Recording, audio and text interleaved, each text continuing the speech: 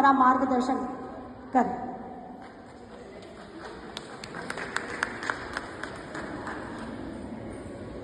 आदरणीय जूली साहू मैम जो कि अध्यक्षता कर रही हैं, और आज की हमारी अतिथि श्रीमती कविता खर्चे मैम, प्राचार्य महोदय श्री महेश जी पाटीदार, सभी शिक्षक साथी और आज के कार्यक्रम को सार्थक करते हुए सभी पालकगण, अपने आप के लिए आप जोरदार तालियां बजाइए।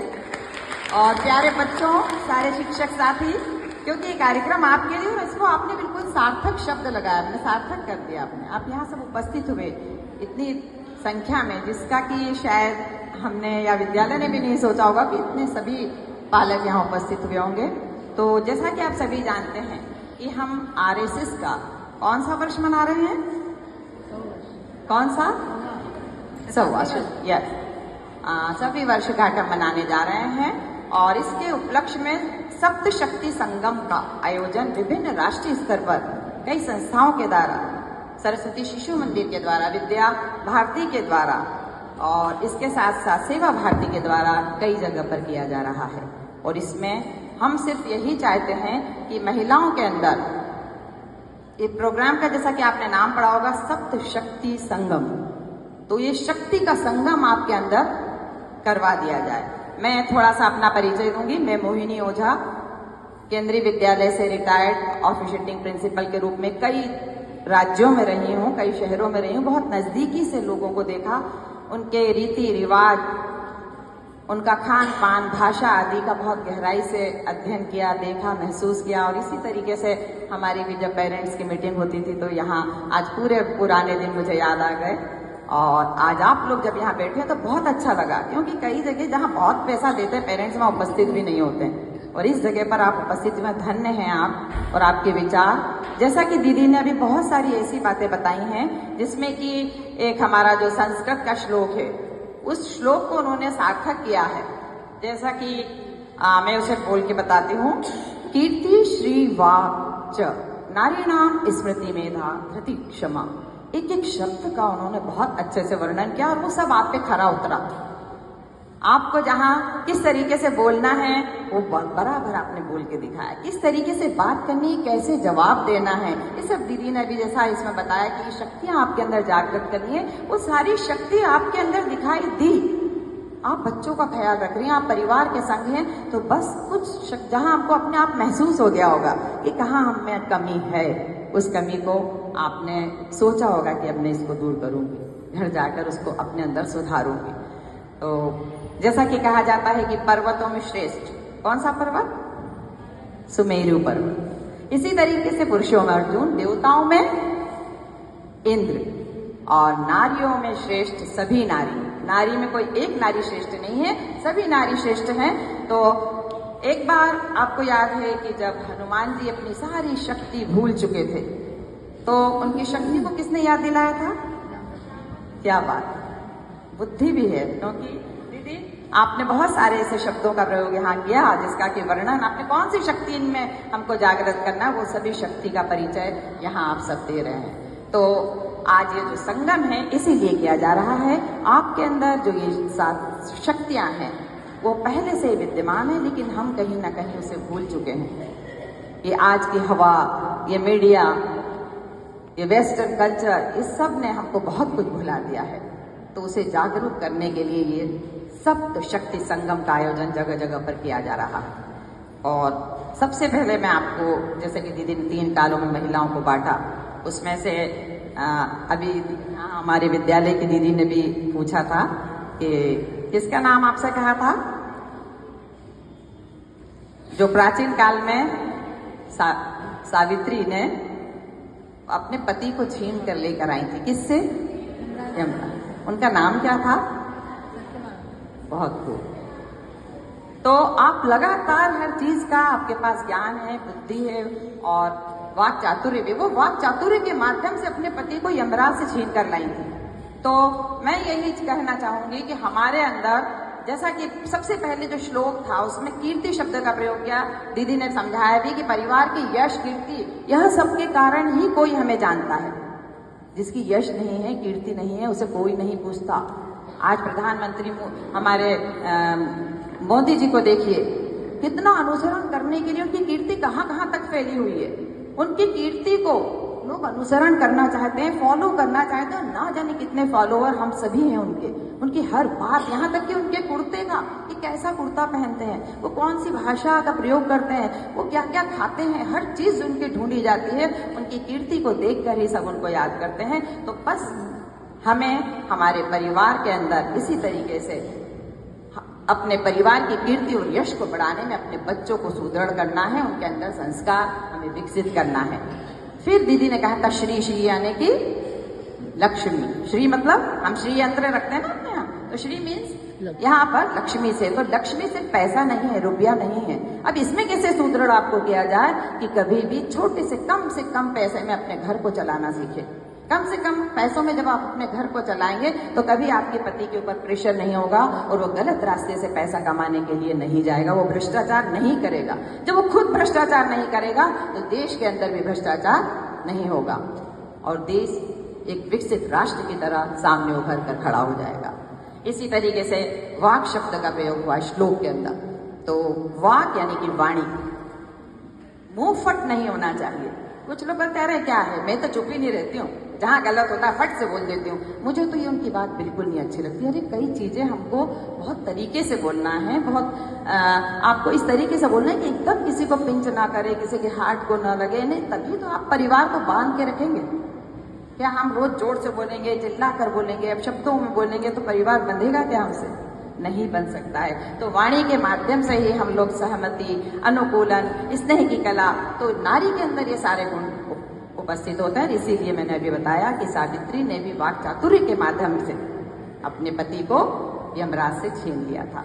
तो इतिहास में से कई कहानियां भी हैं जो हम देखते हैं कि कुछ कहानियां ऐसी हैं, बड़ी प्रेरक कहानियां हैं, गाथाएं हैं, कविताएं हैं, भजन हैं, कीर्तन के अंदर जो कई ऐसी चीजें बोली जाती हैं, तो वो हम अपने बच्चों को अपने शब्दों के माध्यम से एक पीढ़ी से दूसरी पीढ़ी तक विरासत में उनको हम देते रहते हैं। इसके बाद एक स्मृति शब्द का प्रयोग हुआ उसके अंदर। स्मृति मीन्स सूक्ष्मतम छोटे से छोटे विवरण को भी हम याद रखें और उसका उपयोग करने की क्षमता सबसे ज्यादा देखते हैं तो नारी के अंदर ही होती है। तो इस स्मृति से हम देखते हैं कि वो अपने ज्ञान के, अपने अनुभव को याद करके कि कहाँ कौन सी चीज बुरी हुई थी, अब मैं उसे रिपीट ना करूं।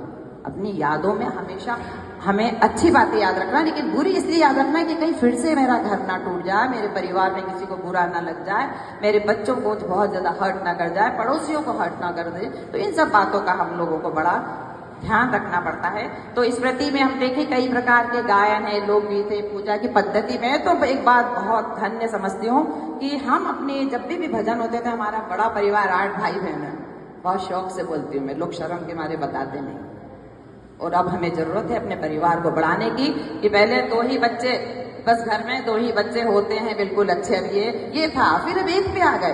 अब 1 से कई लोग तो लेट मैरिज के कारण शादी ही नहीं कर रहे हैं। ये बात मुझे बोलनी नहीं थी, लेकिन ये जरूरत है हमारे देश के अंदर अब, क्योंकि अब ये बहुत अच्छा मैसेज चल रहा है, आप लोग ढूंढ के जरूर देखिए। ये हम 50 साल में कितनी कम संख्या में रह जाएंगे। तो वो संख्या को बढ़ाने के लिए कोई शर्म की बात नहीं, 2 से 3 बच्चों पर आप आइए, अपनी बहुओं को तैयार कीजिए, उनको जहां भी आप बात करते हैं उनसे बात कीजिए और अपने परिवार को और अधिक संख्या में बढ़ाने की कोशिश कीजिए।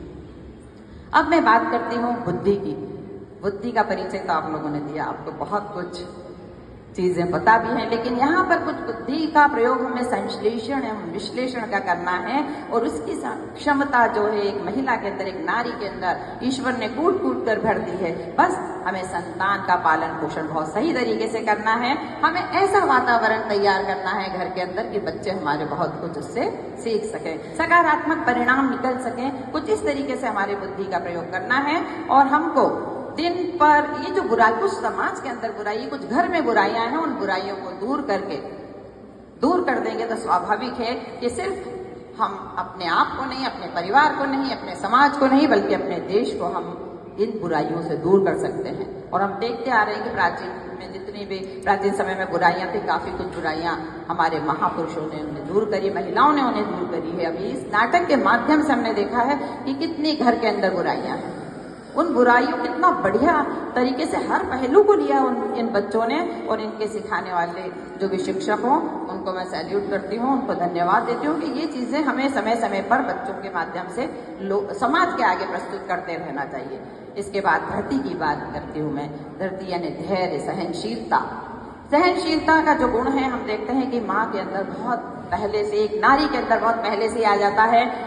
वो 9 महीने तक अपने बच्चे को गर्भ में पालती पोसती है और इंतजार करती है वो धैर्यता के साथ, और इस तरीके से धीरे धीरे करके वह उस बच्चे के आने के इंतजार में भी जल्दी नहीं करती। आजकल तो लोग फटाक से डेट निकाल लेते हैं, ऑपरेशन करके तैयारी कर लेते हैं कि चलिए। तो धैर्य रखिए हर चीज में, सिर्फ इसी में नहीं, घर के अंदर भी सहनशीलता, तभी परिवार चल सकता है। इसके बाद क्षमा। मैं एक ही लाइन में कहूंगी क्षमा के लिए कि क्षमा आपको अपने मन के अंदर जो क्लेश कहीं ना कहीं उत्पन्न हो जाता है किसी कारण से, किसी की लड़ाई से, किसी के खराब बोलने से हमारे मन के अंदर बड़ा उथल पुथल मच जाती है, तो उससे हम ही दुखी होते हैं। इसलिए यदि वो आगे होकर बात नहीं कर रहा है तो हम कर लें उससे हमारी रात खराब हो जाती है, हमारे स्वास्थ्य के ऊपर उसका गलत प्रभाव पड़ता है। तो हमें बड़े उदारता पूर्वक उसको क्षमा करना है। जैसे हमारे बच्चों को हम कर ही देते हैं, गुस्सा हो गया बच्चा, हमारे से ऊंची आवाज में बात कर ली, हमने उसे डांट दिया तो बच्चा गुस्सा हो जाता है, लेकिन हम उसे मना लेते हैं। ऐसे ही हमारे परिवार के अन्य सदस्यों की ओर भी हमें बहुत ध्यान देने की जरूरत है। तो जो नारी है अपने इन सप्त गुणों को विकसित करके सप्त शक्ति के रूप में मातृत्व के सिंहासन पर आरूढ़ होकर समस्त मानव जाति का कल्याण करने में सक्षम होगी और संपूर्ण विश्व को निर्देशित कर सकेगी। इसके पश्चात मैं आज एक गीत बजा था, वो पंक्तियां मैंने भी सोचा था कि आज जरूर बोलूंगी।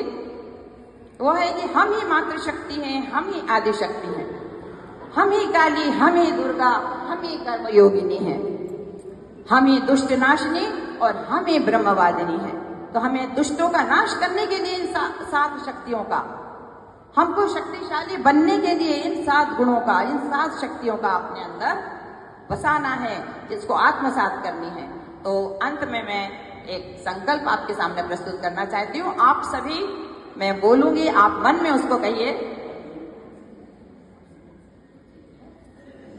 तो एक और चीज हमारी दीदी ने मुझे आदेश दिया है कि आप उसको जरूर बोल दीजिए। हालांकि मैं जानती हूँ कि समय बहुत हो गया है, लेकिन फिर भी मैं, क्योंकि पर्यावरण और महिला ये दोनों एक सिक्के के 2 पहलू हैं, तो इसमें से कुछ मैं 4-5 तथ्य दीदी के कहने अनुसार आपको बताती हूँ कि ये दुनिया, ये पर्यावरण, ये प्रकृति एक दूसरे पर सब निर्भर है और इसे हमें नष्ट नहीं करना है, इसे बचाना है।